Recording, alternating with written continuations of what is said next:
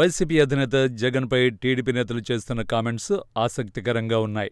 Deputy CM Pawan Kalyan అసలు ప్రతిపక్ష హోదా ఎలా వస్తుందంటూ కామెంట్ చేయడం, అది ఇచ్చేది కాదు రావాల్సిందంటూ చెప్పడం, అంతిమంగా జగన్మోహన్ రెడ్డి సభకు ఇవాళ రావడాన్ని కూటమి సర్కారు చూడలేకపోతుందా అన్న అనుమానం కలుగుతోంది.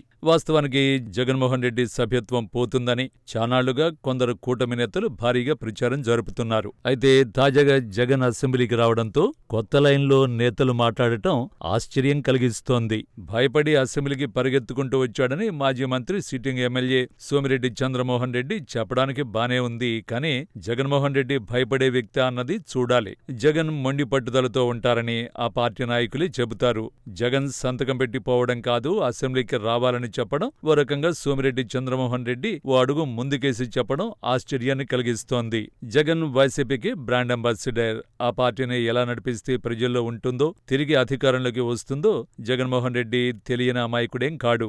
జగన్ ప్రతిపక్ష హోదా అడగడం అంటే కూటమి నేతలు చేస్తున్న వ్యాఖ్యల వెనుక వేరే ఉద్దేశాలు లేవని చెప్పలేం.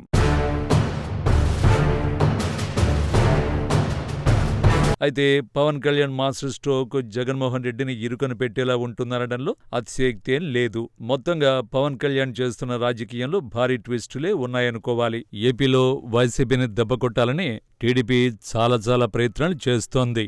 ఇప్పటికే పలువురు ఎంపీలు పార్టీ మారగా మరికొందరు సైతం పార్టీకి గుడ్ బై చెబుతారు కూడా.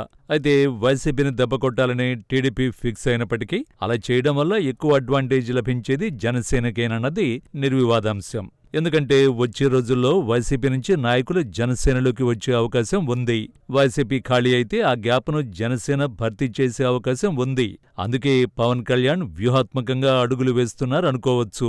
పవన్ కళ్యాణ్ అడుగుల వెనుక లక్ష్యం ఒకటే, తన పార్టీని బలోపేతం చేసుకోవడం, వైసీపీని ఇరుకున పెట్టడం, టీడీపీకి ఎలాంటి మైలేజ్ రాకుండా చేయడం అన్నది మనం చాలా ఈజీగా అర్థం చేసుకోవచ్చు.